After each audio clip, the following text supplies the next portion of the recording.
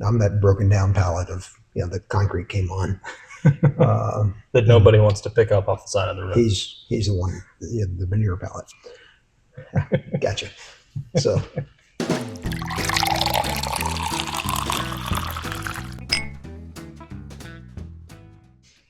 Hello guys, and welcome to Bourbon Theory.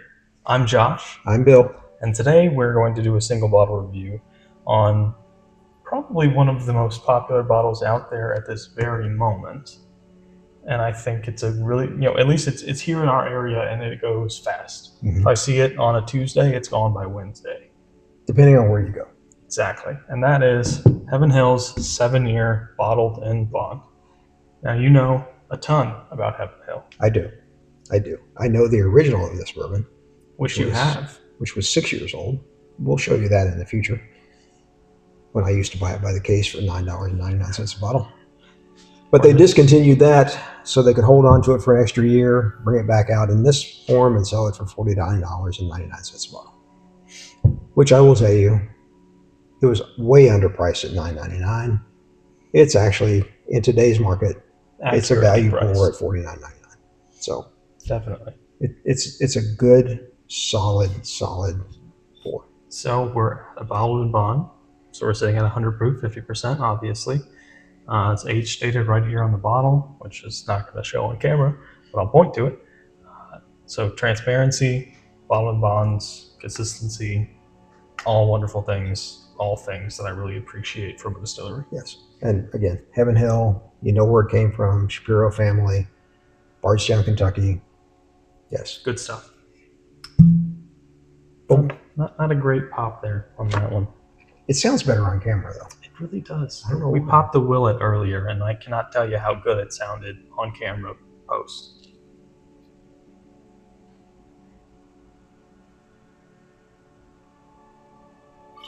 Am I pouring you enough?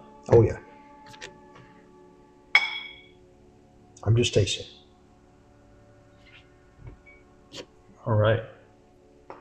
Let's get to it. I'm getting a nose right here. Really? Just like the last one. We just did a 1792 video, which I'm sure you'll see and we can link below. And the moment he opened the bottle, I got an orange peel smell off of it. It wasn't as immediate with this, but I am getting a nose sitting right here. Which, by the way, if you'd like to make sure that you get notified when we post a new video, make sure you hit that like and subscribe button. And there should be a little bell down there that will notify you every single time we upload a fresh video. We won't notify you because we're pretty busy tasting bourbons, obviously. But someone will notify you. YouTube. Yeah. They'll take care of it for us. They've got people that sit at desks and all they do is just send you guys notifications. I think that's how it works, isn't it? Something like that. Okay. Or it's a That's what we're going with. All right, so that nose. That's how the old guy thinks it works. That nose I'm getting right now, or are you getting anything like I am? No. Nothing yet? Not this time. Okay. I'm getting a desserty, creme brulee, custardy kind of. So bananas and caramel. Okay. That's creme brulee. Yeah. I'm getting maybe a touch of vanilla with all of that. That would, yeah. And again, that's standing a foot away from the glass with my nose another foot and a half away. I get it.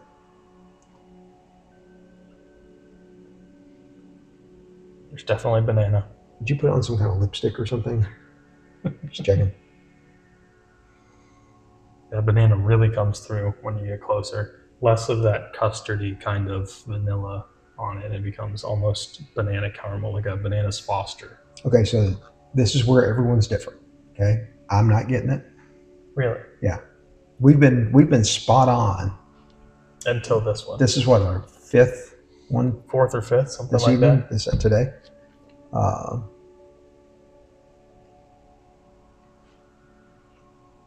And part of that could be I'm thinking about bananas. Could be. I could be completely off and nobody else gets this but me. I'm getting vanilla. I'm getting some caramel. But I'm getting the oak.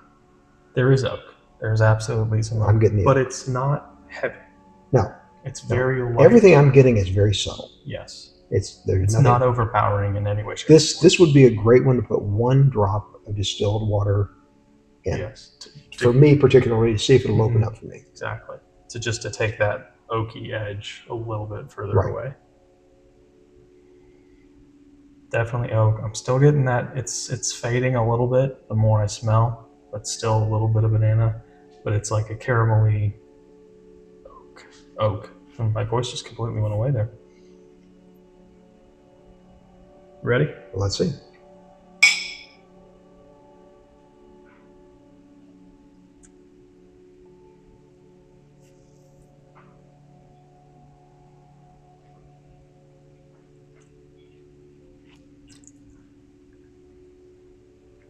That drink's much higher than 100 proof. To me. I'm getting more spice. A lot of spice. It's drinking very hot. I'm not getting much. I would agree. I'm getting it's a bit hotter than 100. I think some of that's the oak, and some of that's the spice. I'm not getting much sweetness. Almost none at all. I'm definitely none of my nose is coming through on that first sip. But it could be that it's drinking more like a 110, 108, somewhere in that range. So wasn't quite expecting that. For me, every bottle of bond I've had doesn't quite drink at 100 proof to me. And I don't know if that's just the ones I've had, or maybe it's just my palate doesn't hit me as hard. And maybe it's because we just tried that 1792 that was very spice forward. I'm picking it up a little bit more than I would on a normal day. But it definitely drinks hotter than 100 to me. It's a bit. But I think it's mainly the oak and the spice that's causing it to feel that way. And it's less oaky on the palate than it is on the nose. And it's more spice forward. Honestly, it's spice from front to back for me, which is not my favorite. I'm getting it more mid and back of the tongue. I'm just not getting much on the front at all. So I'm going to try to pick up more on the front. Now, this is something weird that I do that I'm probably is going to get looked down upon. But when I'm having trouble picking up a front palate, I will just do this. Just get it on the tip of my tongue. That's kind of sick looking. It is. I wish I hadn't looked at that. I did preface with saying that I'm probably going to get made fun of for this. You did. Okay. When I do it like that, I'm getting a little bit of sweetness, just a touch of caramel, not much of anything else, but the spiciness is still there. That's still the first thing that hits for me, is that spice. And it doesn't stay long on the front. So let me just get the rest of this down.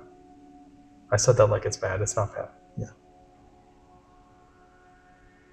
Yeah. The other thing is this bottle's been sitting for a while because I haven't spent a lot of time in this building here this summer because I've been working on other projects and things.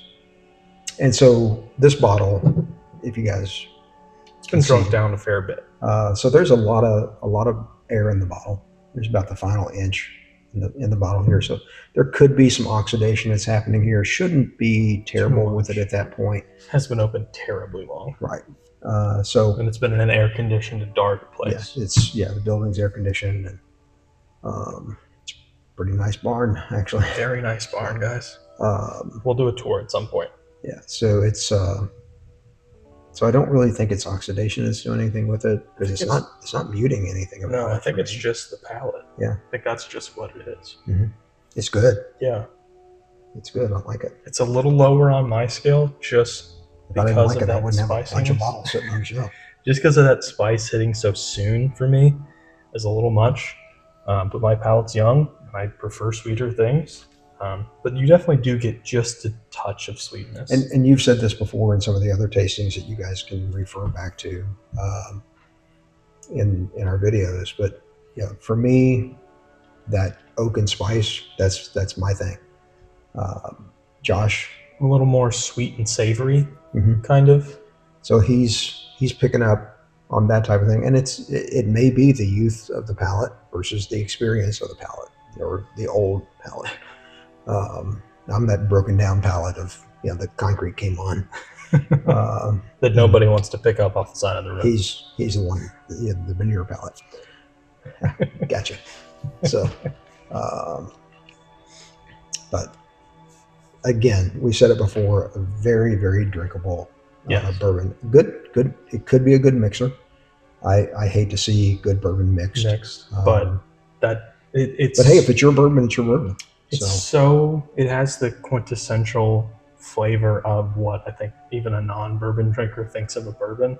So in a cocktail, especially like an old fashioned or a Manhattan, something like that, this would be perfect for, because that is spirit forward. I could see this one doing well in a Manhattan with that little bit of sugar, just a tiny little bit to take a little bit of that edge off. Yes. Yeah. Yes. So yeah, I could see that for someone who likes that type of thing. He won't drink a mixed drink. I've done it before, but it's not anymore. It's just not my thing, and that's totally fine. I rarely will ever put ice in something. People are like, "Yeah, but it's hot outside." It doesn't matter. Yeah, this liquid is not as hot as it is outside. Take the bottle and put it in the cooler. There you go. So I have seen a few videos where obviously the science explains that you're not supposed to keep your bourbon cold or be in a freezer or something that's a below freezing temperature. But I've had some experiments, I have not had them. I have seen some experience and some experiments where they have tried it, put it in the freezer, came back 8 hours, 12 hours, and 24 hours after the fact, and every single time they did it, it got to them better. They were able to pick up more off of it. And then as the liquid warmed, same thing. They kind of reverted back to what they thought as they got when they took it before it was chilled. We'll have to try it. Yeah, that sounds like a fun experiment. We've got a freezer sitting right over there. Refrigerator and freezer sitting right over there. Yeah. We've got deep freezes in the other part we'll be using. So any other notes other than the spice and the oak? Can you pinpoint a spice? Maybe it's just my palate. Nutmeg is one that I tend to pick up on. This one's got a bit of a smoky paprika. Okay. That I can get there. There's some nutty, a little bit of a nutty point in there. It's not coming through for me. I gotta say that previous tasting of the 1792 really putting this thing. I'd put it above this one. Definitely. Yeah. Maybe a plus minus. Exactly. But tonight at this point, 1792 is, I'd put for me, definitely outclasses this one for sure. Yeah. Yeah. I've still got a tiny little bit, so I'm gonna give it my last little sip.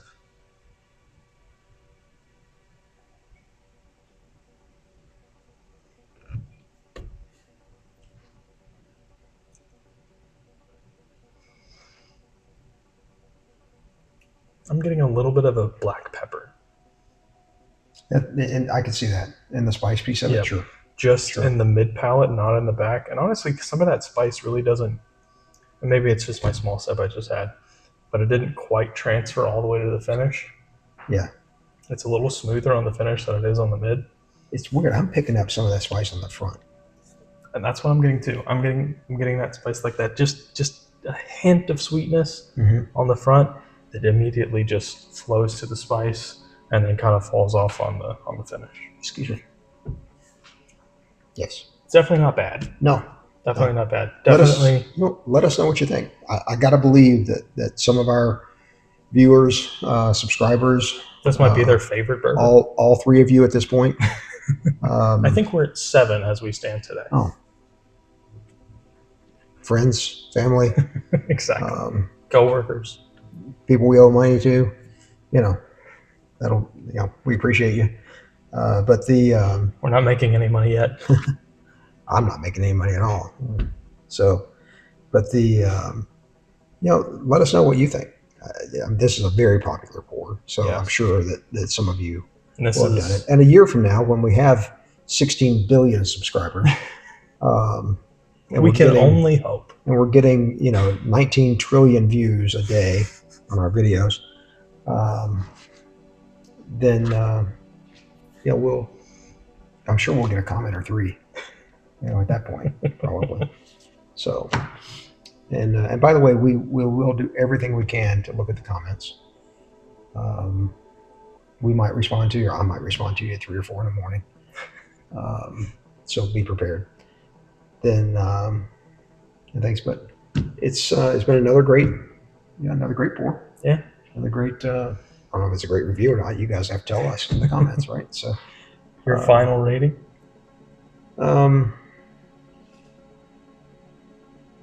C plus. C plus. Yeah. I'm gonna give mine a C minus. It's just at this very moment, it's just a hair below that 1792, just because it kind of gets that same flavor profile as far as the spice and the oak, but there's just not enough fruit on it for me to say this is something I'd want to keep on my shelf. This is something I would keep on the bar for friends and for family, but not for myself. So the other one you keep behind the bar and not let them drink. Yes. Good idea, because you don't have as much of that one as you can get of this one. Exactly. So you can go just about anywhere and get yourself a bottle for $50. That's right. So here's the thing.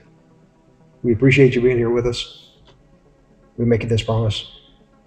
Our videos will get better with time, just like bourbon. Take care of yourselves.